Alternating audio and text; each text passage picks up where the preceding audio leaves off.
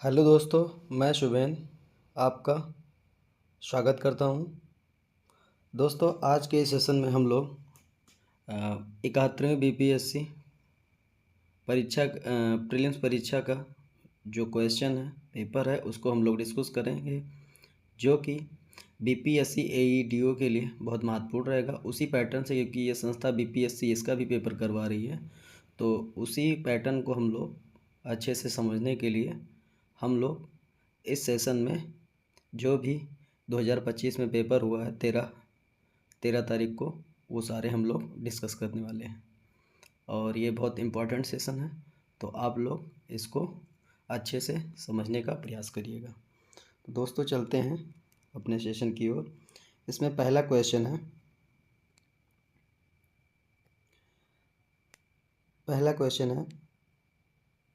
दुनिया का सबसे बड़ा नदी द्वीप कौन सा है? तो ये माजुली है। ठीक है, ये बहुत इंपॉर्टेंट क्वेश्चन है, बहुत सारे एग्जाम में ये आ चुका है। कौन सा है? ये माजुली द्वीप है। ठीक है। दूसरा क्वेश्चन है, सिंधु जल संधि के अनुसार 3 पूर्वी नदियां भारत को आवंटित हैं, तो इन निम्नलिखित में से कौन सी उनमें से एक नहीं है? तो भारत को जो 3 नदियां मिली हैं, उनमें से एक कौन सी नदी है? तो ये ऑप्शन आया था, ऑप्शन हमने इसमें नहीं लिखा है, तो जो उसमें ऑप्शन था वो था झेलम। तो झेलम ये पाकिस्तान को मिला है और ये भारत को नहीं मिला है। ठीक है। एक नया क्वेश्चन इसमें था, ये तीसरा क्वेश्चन है, प्रलय स्मृति दिवस किस दिन मनाया था? प्रलय स्मृति दिवस, तो ये 27 जनवरी को मनाया था। किस दिन, किसको मनाया था है? 27 जनवरी को। ठीक है। ठीक है,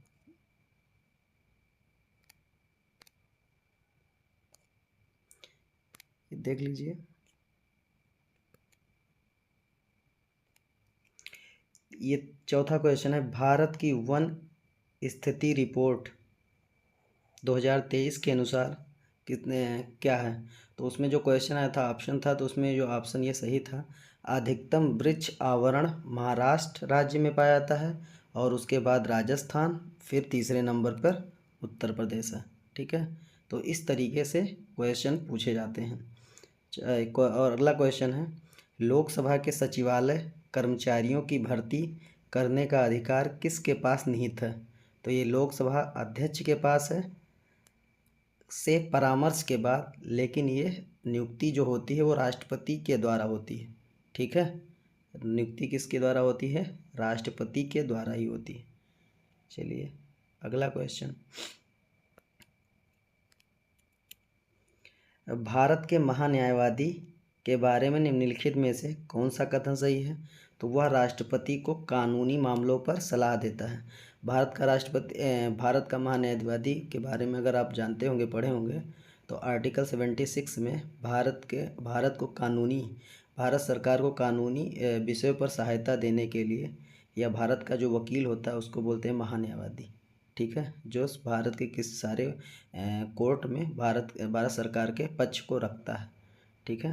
तो ये राष्ट्रपति को कानूनी मामलों पर सलाह देता है। ठीक है। अगला क्वेश्चन है, स्मार्ट फिल्म के लिए किस सामग्री का उपयोग किया जाता है? तो इंडियम टिन ऑक्साइड यहाँ उपयोग होगा। ठीक है। स्मार्ट फिल्म के लिए किस सामग्री का उपयोग किया जाता है? तो इंडियम टिन ऑक्साइड। किस सामग्री का उपयोग किया जाता है? Indian tin oxide. ये अगला क्वेश्चन है, पंचायतों की वित्तीय स्थिति की समीक्षा करने का अधिकार किसे है? तो पंचायतों की वित्तीय स्थिति का समीक्षा करने का अधिकार राज्यपाल द्वारा गठित वित्त आयोग को है। जबकि भारत सरकार का जो वित्त से रिलेटेड जो पूरा समीक्षा करता है वो कैग सीएजी करता है। कौन करता है? CAG, comptroller auditor general. ठीक है। तो और जबकि ये राज्य का विषय है, तो राज्य का पंचायत का जो करता है वो राज्यपाल के द्वारा गठित वित्त आयोग के द्वारा किया जाता है। ठीक है। अगला क्वेश्चन है, बिहार का अधिकांश भाग किस प्रकार की जलवायु के अंतर्गत आता है? तो ये आता है उप उष्णकटिबंधीय मानसूनी जलवायु। किस प्रकार की जलवायु के अंतर्गत आता है? उप उष्णकटिबंधीय मानसूनी जलवायु। ठीक है।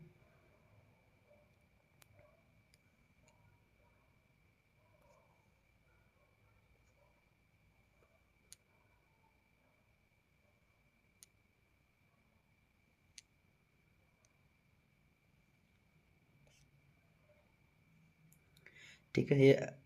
ये क्वेश्चन है, निम्नलिखित में से कौन सा विषय उच्च न्यायालय और सर्वोच्च न्यायालय दोनों के अधिकार क्षेत्र में आता है? तो कौन सा विषय? ये मौलिक अधिकार का संरक्षण। मौलिक अधिकार के संरक्षण, यदि आपका मौलिक अधिकार का उल्लंघन हो रहा है अनुरा, तो आप सर्वोच्च न्यायालय में भी जा सकते हैं और उच्च न्यायालय में भी जा सकते हैं। ठीक है, ये कोई भी क्वेश्चन आया था। अगला क्वेश्चन है, कांग्रेस में उदारवादियों पर हमला करने के लिए सर्वप्रथम सुरक्षा वाल्व सिद्धांत का प्रयोग किस भारतीय नेता ने किया था? तो सुरक्षा वाल्व सिद्धांत का प्रयोग किस भारतीय नेता ने किया था? तो लाला लाजपत राय ने। किसने किया था? लाला लाजपत राय ने। देख लीजिए, अगला क्वेश्चन है, दिल्ली में अपने राजकीय प्रवेश के अवसर पर किस वायसराय पर बम फेंका गया था? दिल्ली में अपने राजकीय प्रवेश के अवसर पर किस वायसराय पर बम फेंका गया था? तो लॉर्ड हार्डिंग। कौन थे ये? Lord Harding. ये सारे क्वेश्चन बीपीएससी 2025 में जो क्वेश्चन प्रीलिम्स का हुआ है, ये सब उसी को हमने टाइप करके उसके पैटर्न को समझने के लिए इस पर करवाया है। ये बहुत ही इम्पोर्टेंट है और एग्ज़ाम के लिए भी बहुत ही इम्पोर्टेंट रहेगा। अगला क्वेश्चन है, आगे बढ़ते हैं। 1911 में कैलिफोर्निया विश्वविद्यालय में भारतीय दर्शन के प्रोफेसर बनने का अवसर किसे मिला था? तो डॉक्टर हरदयाल को। ठीक है, डॉक्टर हरदयाल को कैलिफोर्निया विश्वविद्यालय में भारतीय दर्शन के प्रोफेसर का बनने का अवसर प्राप्त हुआ था। अच्छा, अगला क्वेश्चन ये, बिहार के किस जिले में सोना पाया जाता है? तो जमुई जिले में। किस जिले में पाया जाता है? जमुई जिले में। 19वीं शताब्दी के अंतिम दशकों में MAO कॉलेज, ठीक है, अलीगढ़ के उस प्रधानाचार्य का नाम बताइए। ये एंग्लो मुस्लिम ओरिएंटल कॉलेज जो था, उसी अलीगढ़ का जो उस प्रधानाचार्य का नाम बताइए जिन्होंने मुस्लिम सांप्रदायिकता को बढ़ावा दिया था। तो ये थे थियोडर बेक। कौन थे ये? Theodore bake. अगला क्वेश्चन है, राष्ट्रवादी पत्र द यंग इंडिया किसने शुरू किया था? तो मौलाना अबुल कलाम आज़ाद ने। किसने शुरू किया था? मौलाना अबुल कलाम आज़ाद ने। ग्राउंड जीरो कहाँ स्थित है? ये यूनिक क्वेश्चन है। ग्राउंड जीरो कहाँ स्थित है? ये प्लेस है, ये न्यूयॉर्क में स्थित है। कहाँ स्थित है? न्यूयॉर्क में। अगला क्वेश्चन है, निम्नलिखित में से किस स्थमस को डेविल्स नेक के नाम से जाना जाता है? तो ये क्राइस्थमस। ठीक है, ये क्राइस्थमस है, जो एक रास्ता है। ठीक है, एक क्राइस्थमस को डेविस नेक के रूप में जाना जाता है। ठीक है, लाडेंग किसका संकेत करता है? लाडेंग, ये भी क्वेश्चन है। लाडेंग किसका? तो स्थानांतरित किसी, जिसे हम यहाँ पे झूम किसी या बोलते हैं झूम किसी या सॉइल एंड ब्रस्ट किसी जो होता है, उसी को स्थानांतरित। ये मलेशिया में होती है लाडेंग कृषि। कहाँ होती है? मलेशिया में।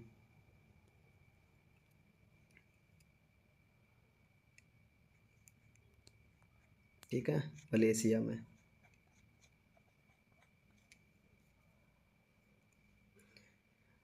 फिर अगला क्वेश्चन है, बिहार पूरे भारत का कितना प्रतिशत पाइराइट उत्पादन करता है? तो 95%। ये भी बहुत इंपॉर्टेंट है क्योंकि ये सबसे ज़्यादा पाइराइट कहाँ होता है?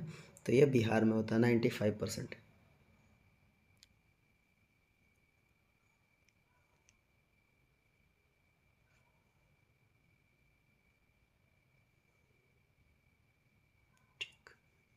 तो ये सेशन इतना ही था दोस्तों। यदि आपको समझ में आया